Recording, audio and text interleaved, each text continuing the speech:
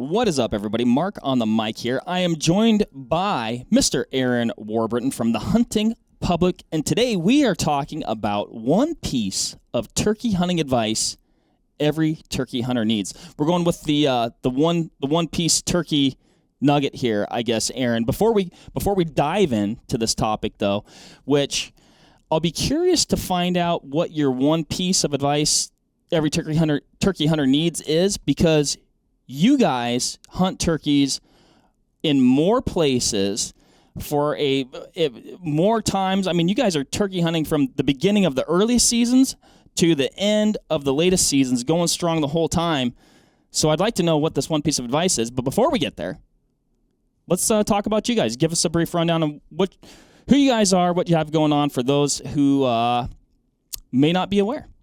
Yeah, for sure, Marco. I'm Aaron at the Hunting Public. We've got semi-live videos, turkey hunting videos, deer hunting videos, really all sorts of hunting videos on YouTube. And we're on all the social medias. We try to represent the general public that hunts. That's where the name The Hunting Public comes from. And that's who we are. We're just average dudes that run around hunting public land and small parcels of private land on permission. I mean, always have. It's a very accurate and succinct description, but I mean, what you guys have going on is super impressive. The volume of content and how much you guys are hunting, like I touched on a second before, is really second to none. I mean, it is super impressive. So I definitely encourage anybody who's out there who's into hunting or getting into hunting. Check out the Hunting Public. Check out the videos. Yes, they're entertaining. Yes, they're awesome. But man, you can learn a lot. I mean, and it's not necessarily like you guys are like, oh, let's give an instructional. You just watch that and you can absorb a ton of hunting knowledge. So my hat's off to you guys there for sure. Thanks, man. We're trying. So speaking of getting our learn on, what's this piece of turkey hunting advice that's going to help us all out? I would say it's kind of a one-word catch-all, but it makes a lot of sense to me after hunting for several years, because I didn't used to do this when I was younger. I would say it's patience. And you hear a lot of people give that tip out, and it's like, oh boy, here's the cliche, patience when you're hunting, da-da-da. But I can give you some specific examples of what I'm talking about here. A lot of times when you're early on in your turkey hunting days, you'll set up on a gobbling turkey and you'll start calling to him, and you kind of have this way that you think he's going to come in your mind, or this way that you think he should come in. And, he should keep gobbling to your calls every time and should just be steadily coming closer until he just ends up 15 yards right in front of your gun. And the reality is that rarely happens. I mean, what usually happens is the bird shuts up for a long period of time. He moves, he comes in from a direction that you weren't expecting. He maybe takes much, much longer to come in than what you think. And that's where patience comes in, because I used to just call to them. They would gobble, then they would shut up, and I'd give it 5 minutes or so. And then I'd leave and I'd try to go down in there, and I'd either bump the turkey as he was coming to me quiet, or I would leave altogether and go try to find another one. And 30 minutes to an hour later, that bird was standing right there where I was calling, right there. The thing that you got to understand is the birds perceive their environment much differently than we do. So whenever you're calling to them in a location, especially if it's a location where there's a lot of turkey sign, like scratchings and tracks and droppings, that's a location they are very familiar with. So if he's gobbling and answering your calls and you're in that spot, it don't matter if he's 80 yards away or 500. The reality is there's a good chance, if he's interested in your calling, that he's going to end up in that spot at some point in the next 2 to 3 hours. That may require a lot of patience in sitting there and waiting for that to happen, or going elsewhere, slipping out of there, and then coming back an hour or two later to see if that bird has moved back into that area. The main thing, though, is be patient and don't spook the turkeys. Don't booger them, because you can live to fight another day in there on them. Or like I said, you can come back later in the day and kill them in that same spot.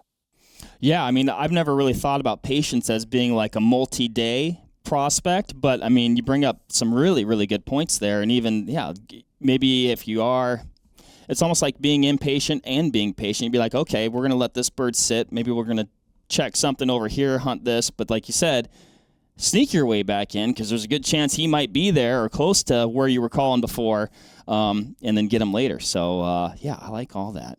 Yeah, sometimes anymore, I'll just get in a spot where I know they like to be or a spot where I've heard them gobbling from in the past. I mean, that could be previous years. That could be yesterday.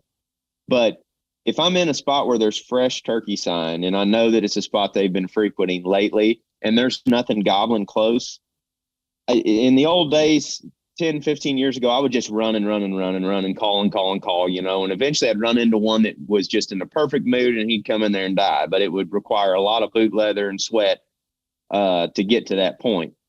But anymore, I almost rather sit back and just stay in those locations where turkeys want to be and just sit down. If nothing's gobbling, maybe they gobbled on the roost at quite a distance away and then they flew down and they shut up. Well, instead of going to a turkey that's not gobbling anyway, might just hang out in there for a couple hours and just call every 30 or 45 minutes. You don't hear nothing 2 hours in, get up and get on a glass call or something that's got some volume to it and put that sound out there from that spot where they're used to seeing and hearing other turkeys as they begin to move about their day. And you'd be surprised how many of them you'll kill doing that. And you don't have to expend all that energy in, running over other turkeys and potentially other hunters. So that's just, I guess that kind of goes back into the patience thing. Is when you find a spot where turkeys like to be and there's gobblers in the vicinity, at least, maybe not right on top of that ridge at that exact moment, those are spots that you got to continually revisit or just set up in and wait. Yeah, it's funny.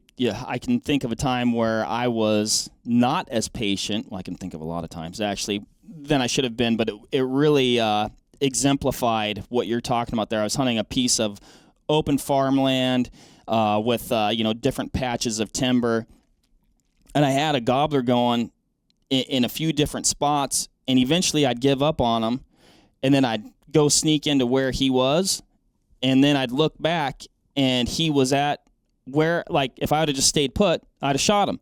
And then he moved off of there, and I'm like, well, he's over there. But now I'd called at this other point. So then I actually went back to where I was to go get close to him again. And then I saw him back over where I'd been. Like, we're just playing like this ping pong. And I'm like, if I'd have just stayed put, I'd have got him. And I can't count the times, too, where, man, you stand up and you're like, oh, yeah, the birds were 15 yards away. Now they're spooked. Or even you just shut up and maybe take a nap because you're bored with that bird. And then he torches off a gobble, 50 yards away when you were just really killing time taking a break. Oh, yeah, you got to realize, man, they don't sometimes, especially early in the season, they don't gobble very much. I've hunted turkeys that have had a few hens that gobbled a total of 5 or 6 times from beginning of the day to the very end of the day. And we know because we hunted the same turkey from daylight to dark. And that's just a turkey that's got hens. He's not going to gobble. He doesn't need to. But if you're right there close to him and you're in the vicinity in the area that he wants to use, eventually he's going to drop them. And it may only be for 30 minutes. It may only be for an hour. But when he drops them, there's a little window of time there where he's vulnerable. And if he shuts up gobbling right off the roost and then you go in there, you dive straight in calling, yakking on a box call or something, you're going to bump him out of there and you're going to mess up his natural movement.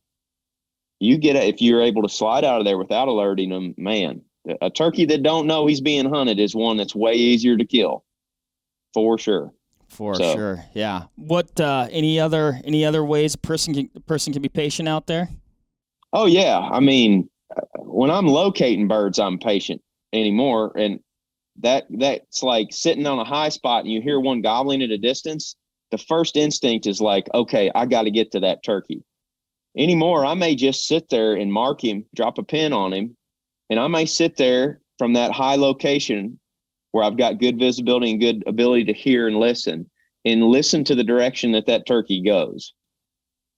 And try to basically maybe even wait 20, 30 minutes after the last gobble and see if he'll crank off one more of them. And that he's 200 or 300 yards away from his last point. Then you can draw a line on that map and you can kind of get a direction of travel on him where you can make a move.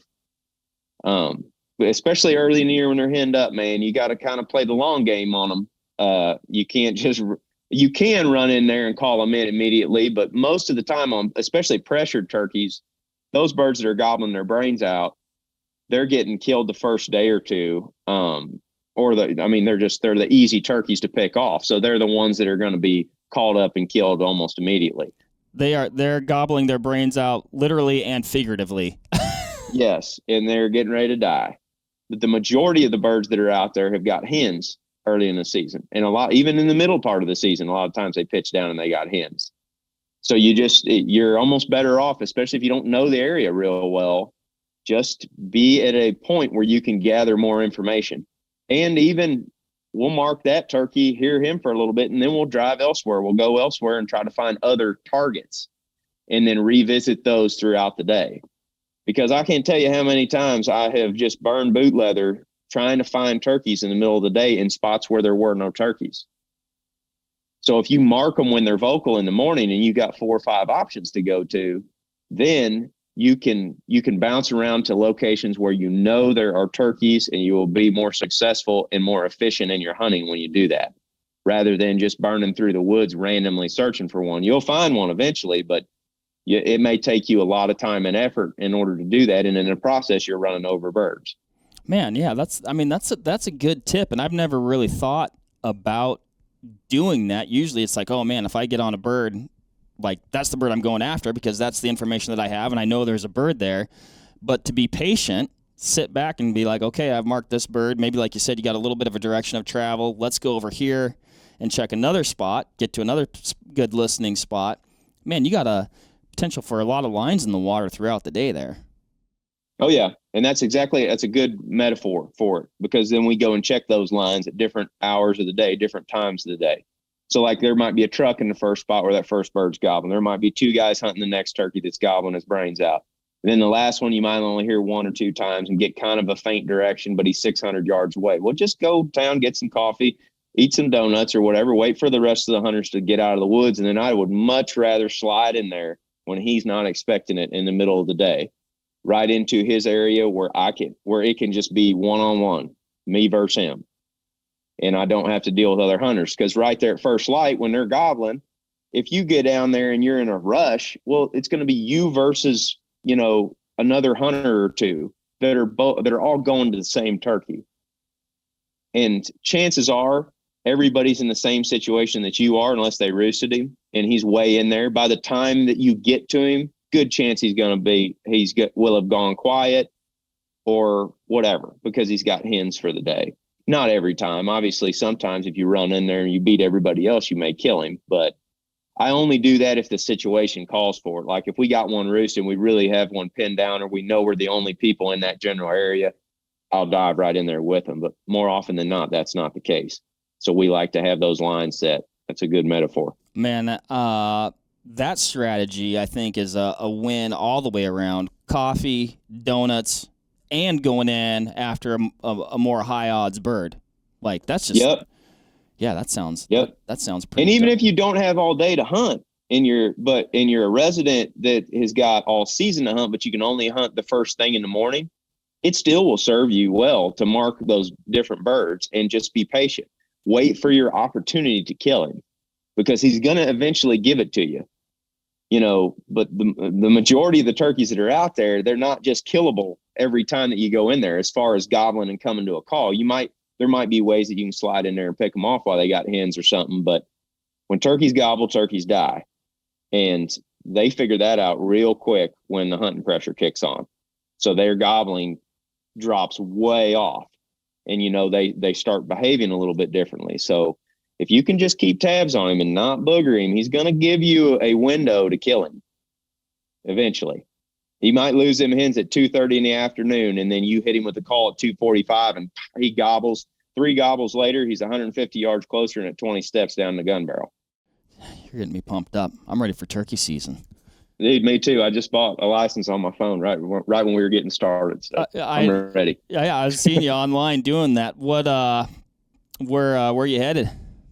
We're going to Mississippi to take youth hunters first, and then I'm not sure where after that. What we're doing, we may bounce around the southeast a bit and hunt with some friends, and then we're going to Texas, I believe, and we're hunting there and early April. And then beyond that, I have no idea. We're going to be all over the place as usual, just sort of bouncing around everywhere. Just running and like gunning. to get back to the Northeast, though. I haven't been up there for a couple years, so it's probably time to go back up to the Northeast.